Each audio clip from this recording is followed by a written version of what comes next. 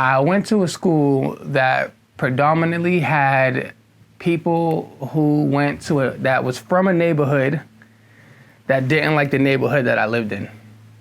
And what led up to that is them jumping me and just them jumping me and beating the stones off of me as a message to send back to the neighborhood that I lived in.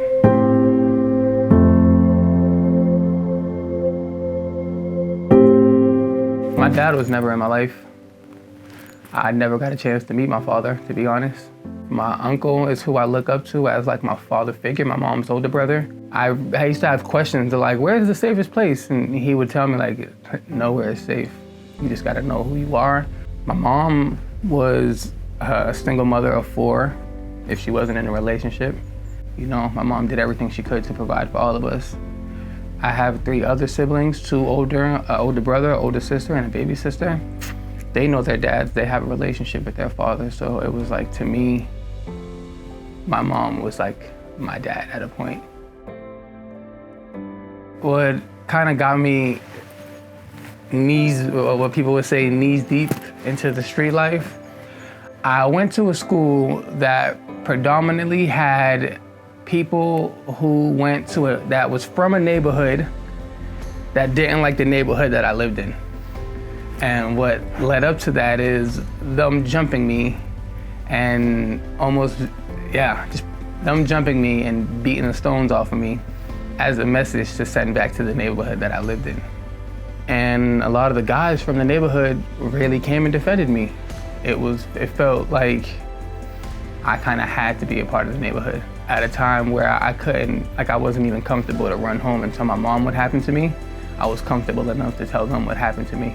All the times I was manipulated into feeling like I needed to do this and to do that to be able to have a name, or me having to go do this and do that to feel welcomed. And it eventually caught back up to me. I'll be completely honest, all the situations I was putting myself into that I didn't understand that I was bringing upon myself, I used to call on to the Lord, and because I didn't get an answer right away, I felt like he wasn't real to me. Suffered a very traumatic time in my life where I was shot 9 times, 4 times in my face, twice in my chest, twice in my back, 1 time in my arm.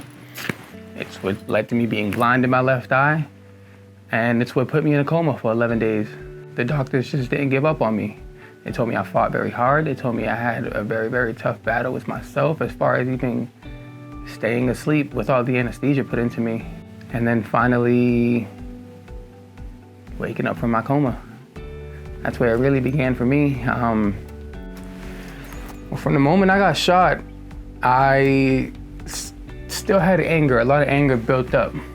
I felt like I needed retaliation. I wasn't going to the God of forgiveness. I was going to the God of vengeance.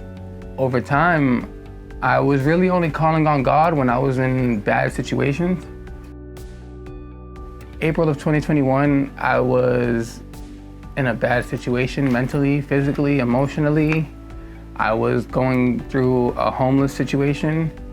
Drugs played a heavy influence in my life, just trying to forget my problems. I was at the wrong place at the wrong time, and it led me to being incarcerated. I have been, like I said, I've been fighting this case for 2 years. I've just recently been released from prison March 6th. I was out in Maine being held, still awaiting trial. I'm on pretrial probation. I'm currently on house arrest. I do get granted my freedom here and there, thanks to the Lord, and it's more than I can ask of because I'd rather house arrest than jail any day. I met a good friend who does my haircut. To me, his name is Kiko. His real name is Richard. He is someone who comes to the church a lot. And after getting a haircut, he was showing me like the Faith Facebook page. And he was telling me how he goes to this church. And as I was in jail, I remember telling my girlfriend over the phone, like, hey, this is something I really need to start doing. The Lord is calling on me. He didn't release me from jail after my 3rd time violating probation for no reason. Like he's really asking for me to find myself in him. And that's what led me to Faith Church. And the moment I walked in, it was nothing but love. The meaning of the cross is a physical representation of Jesus, of God turning himself into a human form and giving his life and blood up for all of our sins, which we must confess that we all are. Well, Jesus introduced himself to me. And then us being best friends, I followed the leader. My name is Cesar Crespo, and this is me deciding to follow Jesus. Woohoo! Yeah!